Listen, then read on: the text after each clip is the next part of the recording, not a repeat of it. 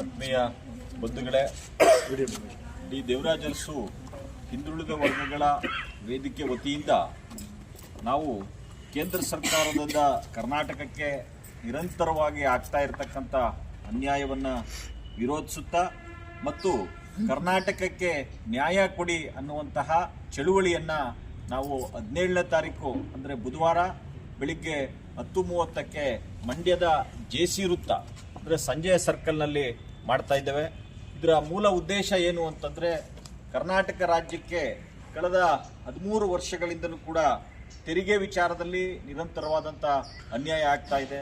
ನಮ್ಮಿಂದ ಕಟ್ಟತಕ್ಕಂಥ ತೆರಿಗೆಗೆ ಅದು ₹1 ಅಷ್ಟು ತೆರಿಗೆ ಕಟ್ಟಿದ್ರೆ ನಮಗೆ ಅಟ್ಲೀಸ್ಟ್ 15 ಪೈಸದಷ್ಟಾದರೂ ತೆರಿಗೆ ವಾಪಸ್ ಆಗ್ತಾ ಇದೆ. ಜೊತೆಗೆ ಕರ್ನಾಟಕದ ರಾಷ್ಟ್ರಕವಿ ಕುವೆಂಪು ಅವರಿಗೆ ಭಾರತ ರತ್ನ ಕೊಡಿ ಅಂತೇಳಿ ಕರ್ನಾಟಕ ಸರ್ಕಾರ ಶಿಫಾರಸು ಮಾಡಿದೆ. ಕೇಂದ್ರ ಸರ್ಕಾರ ಕುವೆಂಪು ಅವರ ಜನ್ಮದಿನಾಚರಣೆ ಒಳಗೆ ನಮಗೆ ಆ ಕುವೆಂಪು ಅವರಿಗೆ ಭಾರತ ರತ್ನವನ್ನು ಕೊಡಬೇಕು ಅನ್ನುವಂಥದ್ದು ನಮ್ಮ 2ನೇ ಆಗ್ರಹ ಆಗಿದೆ. ಮೇಕೆದಾಟು ವಿಚಾರದಲ್ಲಿ ಈಗಾಗಲೇ ಏನು ತಮಿಳುನಾಡು ಸರ್ಕಾರ ಸಲ್ಲಿಸಿದ್ದಂಥ ತಕರಾರು ಅರ್ಜಿ ಅದನ್ನು ಸುಪ್ರೀಂ ಕೋರ್ಟ್ ವಜಾ ಮಾಡಿರೋದ್ರಿಂದ ಕೇಂದ್ರ ಸರ್ಕಾರ ಮೇಕೆದಾಟು ಯೋಜನೆಯ ಆರಂಭಕ್ಕೆ ಅದನ್ನು ಅನುಷ್ಠಾನಗೊಳಿಸೋದಕ್ಕೆ ಕ್ರಮ ಕೈಗೊಳ್ಳಬೇಕು. ಮತ್ತು 4ನೇ ಬೇಡಿಕೆ ಏನು ಅಂತಂದರೆ, ಭದ್ರಾ ಮೇಲ್ದಂಡೆ ಯೋಜನೆಗೆ ಕೇಂದ್ರ ಸರ್ಕಾರ ತನ್ನ ಈ 2 ವರ್ಷದ ಬಜೆಟ್ನಲ್ಲೇ ಅನೌನ್ಸ್ ಮಾಡಿರ್ತಕ್ಕಂಥ 5,300 ಕೋಟಿ ರೂಪಾಯಿನ ಬಿಡುಗಡೆ ಮಾಡಬೇಕು.